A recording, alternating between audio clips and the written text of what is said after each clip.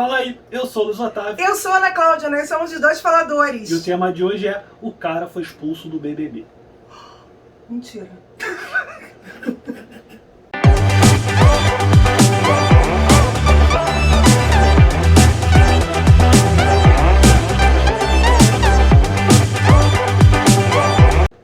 Fala, gente linda, tudo bom com vocês? E aí, se você já se inscreveu no nosso canal, deixa aqui o seu joinha, ou se você não gostou do vídeo, deixa o seu dislike. Se não se inscreveu, também pode deixar. E se você não se inscreveu, primeiro você vai parar tudo agora, vai se inscrever, vai apertar o sininho e depois você vai apertar o like ou dislike, deixar o seu comentário. Vocês têm comentário pouco, eu tenho sentido falta de muita gente que andando sumida aqui, cadê todo mundo? Tenho sentido falta de um monte de gente.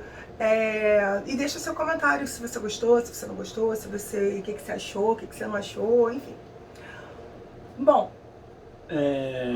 A gente queria estar falando sobre outras coisas, assim. Né? WandaVision a gente está esperando pra falar no final da temporada, que a gente vai falar logo. Que aí faz um amarrado só.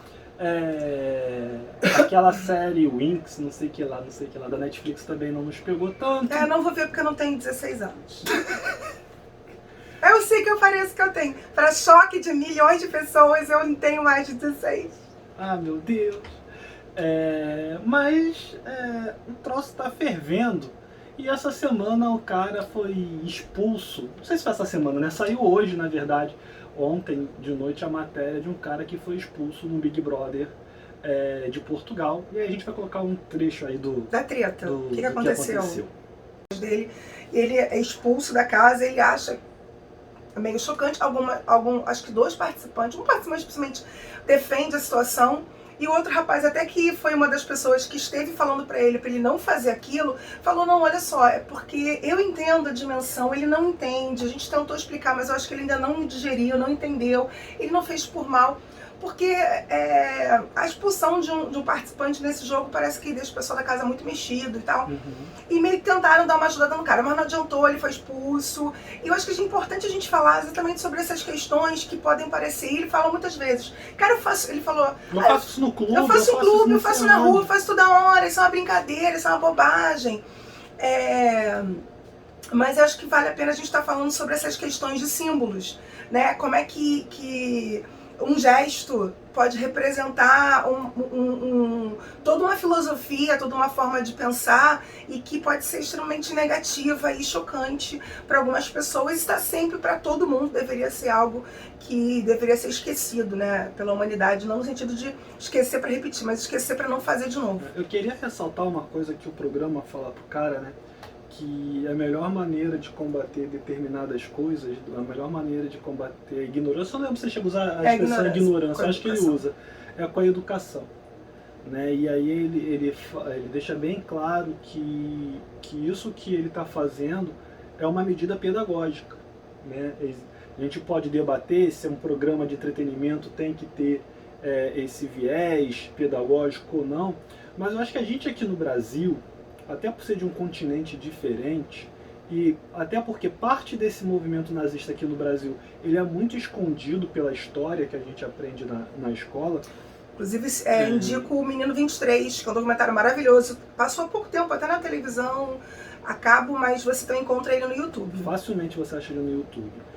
Então, o nazismo, né, a ideia do nazismo, que foi o nazismo, pra gente que mora no Brasil, por mais que a gente tenha uma noção do que foi, parece que pra gente não tem o mesmo impacto que tem pra Europa, que viveu aquilo constantemente, diariamente naquele período.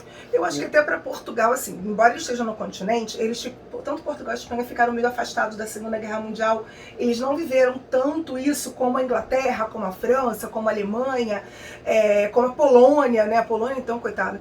Então, assim, eu acho que alguns países sentiram isso mais forte. Tiveram em algum momento um ditador ali no poder. Sim, mas eu digo assim, a participação deles, por exemplo, se eu não me engano, acho que Portugal e Espanha ficaram neutros durante a Segunda Guerra Mundial.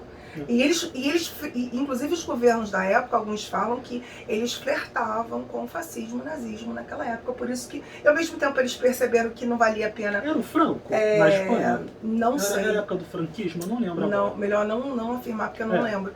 E aí, só lembro exatamente disso, que eles ficaram neutros e não participaram, tanto que não mandaram tropas.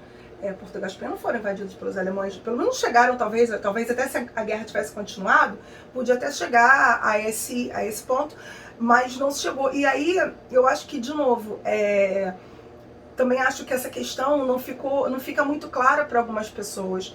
Eu acho que talvez a escola, nesse ponto, é uma aula que você tem durante a vida, um momento, e não fica muito claro o que se passou. Tanto que teve uma menina no Big Brother, num dos vídeos, que pergunta assim, mas por que eu tô falando assim, cara, não faz isso não, esse gesto é horrível, é péssimo, isso é uma época muito horrível da história, não faz isso não. Aí uma das meninas do Big Brother pergunta assim, mas por quê? Não entendi, o que ele tá fazendo? Aí o cara fala assim pra baixo pra ela assim, é o símbolo nazista de Hitler. Aí ela, meu Deus, isso é péssimo! Mas ela mesma não tinha identificado o símbolo como um símbolo nazista. Então, assim, e ao mesmo tempo eu acho que é importante que também o Big Brother fala sobre isso, quem assistir vai ver ele falando, ele vai falar assim que nós estamos sendo vistos o tempo inteiro, a gente está sendo vigiado, olhado o tempo todo, 24 horas por dia, todos os dias da semana, e tudo que a gente faz simboliza, né? E ele não fala exatamente, mas é isso, tudo que a gente faz simboliza. E aí eu estava pensando que no Big Brother brasileiro, o Nego Di é o primeiro líder, né, do Big Brother, e ele, na hora de escolher o pessoal para fazer parte da festa, ele escolheu negros primeiro, escolheu todos os negros da casa para a festa, e depois escolheu, o pessoal tá zoando que a cota racial reversa, que foi a Vi, e a Pocahontas, ela fica ali no meio termo, né? Ela, de repente, entra na cota de indígenas. E aí... O nome Pocahontas? O pessoal tá zoando na internet isso aí. E aí, como não tinha nenhum oriental, não deu pra estar botando as cotas. Mas botou a cota do branco, a cota do indígena e os negros todos juntos. E os brancos não escolhidos, e essa cara deles não sendo escolhidos é muito, muito assim, simbólico. E os negros ali comemorando, é difícil você ver um grupo de pessoas negras comemorando e pessoas brancas paradas, assim, tipo, não faço parte dessa festinha. Gente, eu não fui convidada para essa festa. E parece a música do Cazuza, né? E você não foi convidado para essa festa. Você não vai... E aí, depois descobrem que o grupo que não vai pra festa vai ficar na xepa. E aí você vai ver, uma das primeiras vezes na televisão, o pessoal negro comendo bem, vivendo bem, passando bem pra caramba. E o pessoal branco, tem o Fiuk, que é, vamos dizer, né, cantor, ator, modelo. Mas o mais importante, filho do Fábio Júnior, e não é filho da Glória Pires. Eu não tô rindo de ironia, não. Eu tô rindo da sua dificuldade, assim, na hora de definir. Assim, ele é muita coisa, é um menino muito talentoso, né? Tem muitas coisas em si. Parece que ele cozinha e tal. A Carla Dias, que é atriz, né? Uma atriz mirim que conseguiu se manter. Ela não é mais atriz mirim, né? Ela foi, né? Uma atriz mirim. Porque ela é pequenininha, ela continua pra mim sempre um bebê, uma criancinha. Ela tem aquela carinha de criança. E aí, pra mim, ela vai ser sempre um bebê. E aí, você vê, cara, que assim... pessoas privilegiadas, né, pela primeira vez vão passar fome, já estão numa briga desgraçada, eu nunca vi. Primeira semana já começaram uma briga danada sobre comida, o que vai comprar, quem não vai comprar. Uma briga, não estão se entendendo, uma discórdia danada. Isso tudo é simbólico. E já apareceu gente pipocando, né, eu já vi comentários assim, pessoas fizeram recorte de comentários pipocando na internet assim, de pessoas. E se fosse o contrário? Iam dizer que era racismo, que não sei o que isso, aquilo, outro. Uma coisa que eu lembro, assim, nesse sentido, eu não lembro na TV brasileira, eu lembro do filme que eu acho que é do Von Trier, Lars von Trier, que é o Motherland. Acho que é Motherland, é um dos filmes dele que tem mais propostas meio diferentes, que a mulher chega numa fazenda e ela encontra funcionários que são negros e eles são maltratados pelos funcionários que são brancos e pela dona da fazenda, e aí ela obriga essa mudança de comportamento, então ela inverte, né? Claro que tudo que a gente faz tem um simbolismo, né? Quando nós dois estamos dando aula, o que a gente faz ou a gente deixa de fazer tem um símbolo. Então, claro que o Luiz Otávio que está lá dando aula para os alunos, ou o Luiz Otávio que está conversando com o aluno, a gente precisa ter uma postura diferente do que a gente tem se a gente está numa mesa de um bar conversando com um amigo, com um colega. Ou aqui mesmo. Ou aqui, no YouTube. Né? Porque a gente ali está simbolizando alguma coisa. E aí, se a gente parar para pensar se a gente tenta expandir, se a gente tenta trazer mais coisas, tem aí, né, a figura do magnânimo, né, do nosso queridão, do diabético, ou pelo menos futuro diabético, alecrim dourado, mas com hálito super refrescante do nosso presidente. Ele usa chiclete para fazer higiene bucal. Enfim. Claro que já apareceu um monte de gente defendendo, claro que já apareceu um monte de gente dizendo que aquilo não é só para ele, aquilo é para todo o executivo, é para as Forças Armadas, e aí as pessoas começam a fazer umas contas. Mas é importante, gente, entender a simbologia disso. A gente está passando por um momento de crise terrível, por mais que o ministro da Economia tente defender, dizendo que na verdade o país está em crescimento, em ver que alguns especialistas também dizem não compreender muito bem o que ele quer fazer com isso, ou falar com isso. Algumas pessoas que defendiam a figura do ministro da Economia hoje já começam a questionar a capacidade dele. Você vê o governo gastando não sei quantos milhões com leite condensado, com chiclete, tem toda uma simbologia. Porque eu acho assim, se você é de uma família mais pobre, uma coisa que até que estava vendo outro de uma reportagem, que a sua forma de se comportar corporalmente diz se você veio de uma família pobre ou uma família rica. Mesmo que você seja muito educado, não está nem querendo dizer sobre a questão de como é que eu vou poder explicar? Não é uma questão de estereotipada, não. É simplesmente assim, por exemplo, se você passou fome, passou necessidade, você vai ter certos comportamentos com relação a como você segura um copo, não questão de finesse, etiqueta não, mas como inconscientemente você protege a comida, você vai se comportar numa loja, você vai se dirigir a uma pessoa mais importante, você vai mostrar a sua origem. Aí nessa hora que até essa mulher fala nessa reportagem, que ela fala assim, para um rapaz, por exemplo, você veio de uma família que tinha uma situação boa, né? Ele falou, sim, eu tive uma vida privilegiada, realmente. Ela falou assim, mas como você sabe? Porque você segura o copo com muita delicadeza, muita suavidade. Porque se você tivesse vindo de uma família mais pobre, você estava segurando com duas mãos ou com uma mão muito forte. Porque você precisava segurar aquilo porque aquilo é seu. E aquilo é pouco, aquilo é raro, aquilo é escasso. E aí todo mundo na nossa hora olha para o repórter, um dos repórteres, que está segurando o copo de chocolate com as duas mãos. E ele fala assim, nós fomos muito pobres. E aí eu vejo, por exemplo, a minha infância, eu lembro que uma vez minha mãe ganhou uma rifa, ganhou uma caixa de leite condensado. Lembra disso, mãe? E os irmãos também vão lembrar. Minha mãe ganhou, assim, foi uma das épocas mais felizes que eu nunca mais vou esquecer na minha vida. Porque nós tivemos o privilégio de cada um ganhar uma lata de leite condensado, e nós pudemos fazer um furinho e ficar mamando aquele leite condensado. Foi uma alegria, uma felicidade enorme nossa. E tipo assim, pra mim foi... Minha mãe ganhou já várias coisas em rifas. Minha mãe ganhou um carro no baú da felicidade. Minha mãe é muito sortuda nesse ponto. E, cara, aí, quando ela ganhou, eu pensei assim, cara, melhor prêmio que ela já podia ter tirado na vida. Ela já ganhou na loto, já ganhou várias coisas assim. E eu pensei assim, nossa, já ganhou 4 pneus. E eu pensava assim, gente, melhor prêmio de todos que ela já trouxe pra casa, uma caixa de leite condensado, porque tipo assim, é uma coisa supérflua. Eu sei que a gente deveria viver numa sociedade, a gente não precisava dizer isso, mas hoje, para nossa população, inclusive a marca, é muito simbólico. Existem várias marcas no mercado, e é uma coisa que a gente compra quando está com o dinheiro sobrando. Se o dinheiro está mais ou menos, você compra uma outra marca intermediária. Se o dinheiro está curto, você não compra, porque você não precisa disso. Né? E muita gente não consome e vai deixar de comprar ou vai deixar de dar para o filho ou um biscoito, um Danone, um iogurte, o leite condensado, o brigadeiro, exatamente porque a grana está curta. E aí, no momento em que o país está com grana curta, todo mundo, inclusive os dados estatísticos mostram que mais de 10 milhões de trabalhadores tiveram salário reduzido, 14 milhões de desempregados, fora os desalentados, onde todos tivemos perdas patrimoniais, né, decorrente da pandemia, decorrente da crise econômica, decorrente do desgoverno que a gente tem. Todos que não são milionários.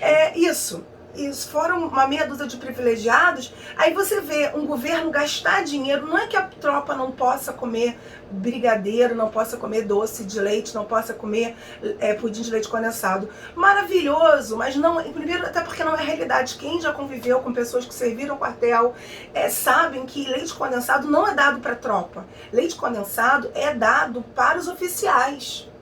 Tropa não tem nem sobremesa. Se tiver uma fruta, mais ou menos, maravilha. Quem vai receber a sobremesa é suboficial oficial. A tropa mesmo não recebe isso. E além de tudo, a gente pode questionar que não foi uma vez na vida, que se você for fazer as contas, era praticamente talvez uma coisa diária naquele local.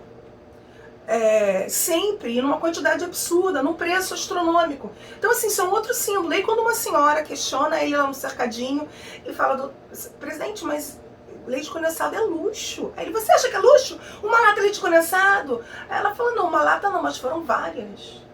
E assim, eu entendo perfeitamente essa senhora, porque assim, na minha família, como a gente foi criado, na situação que a gente foi criado, viveu, éramos 3 filhos, enfim, era luxo para nós. Leite condensado. Refrigerante era luxo.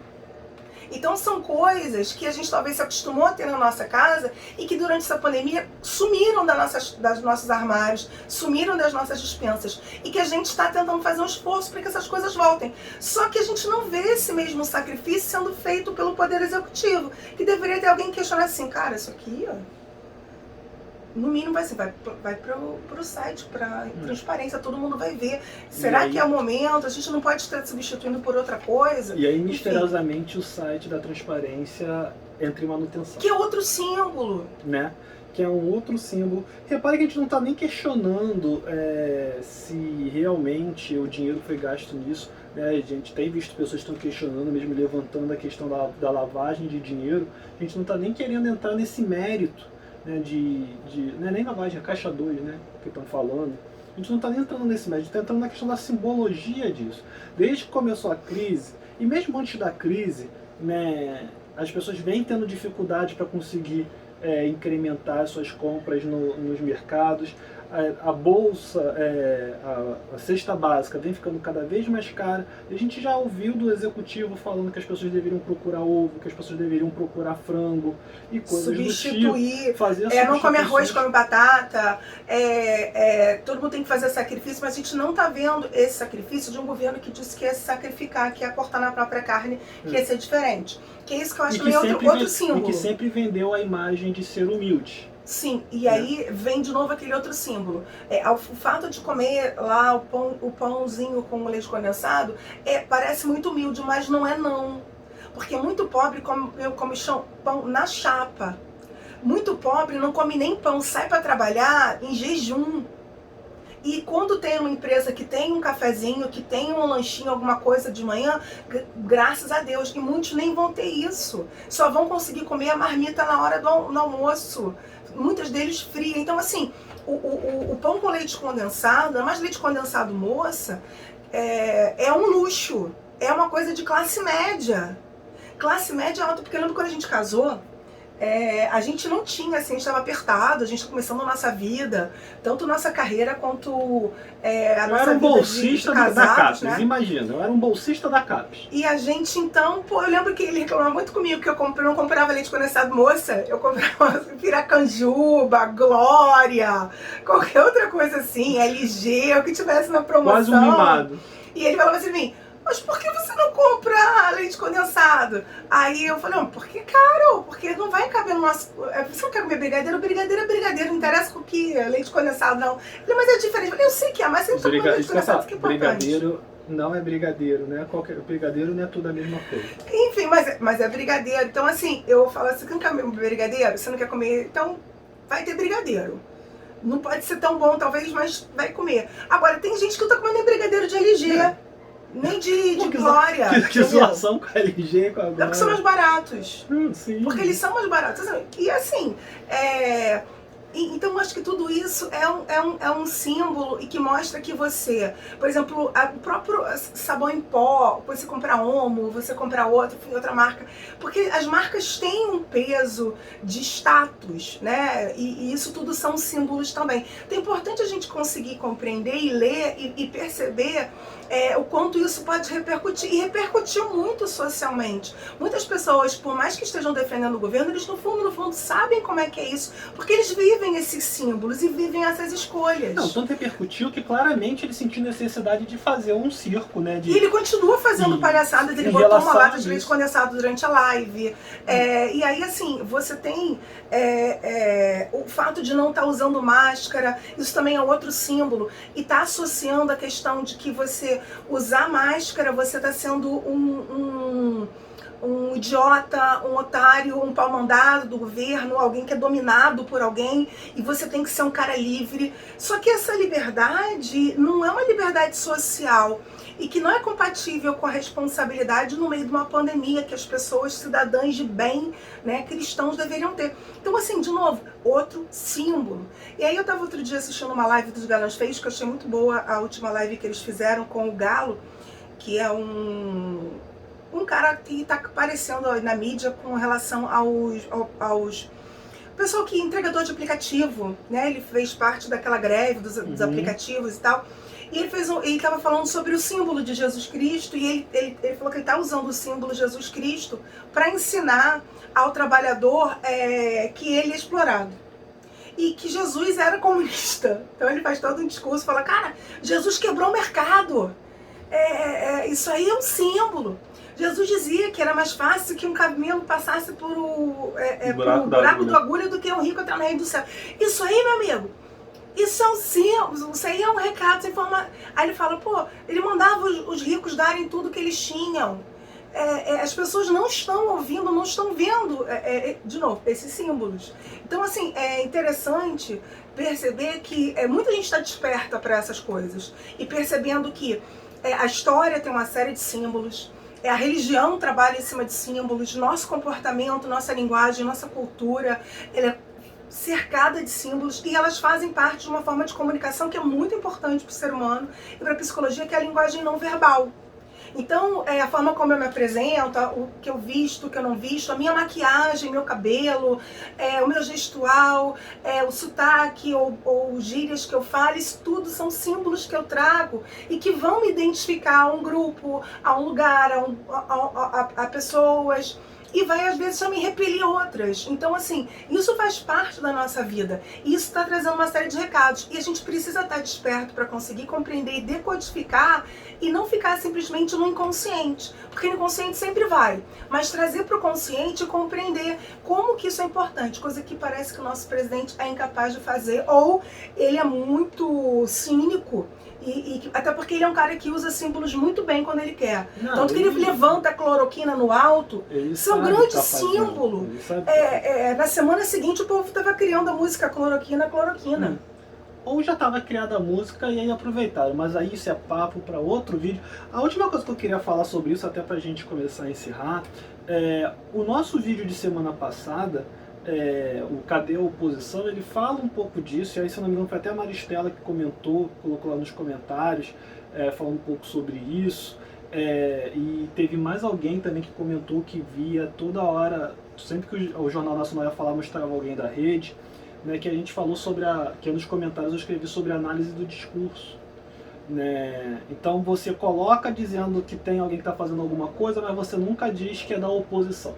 Ou então você fala, o líder do partido tal de oposição, mas depois você tem os analistas martelando, dizendo que a oposição não faz nada, que a oposição não faz nada.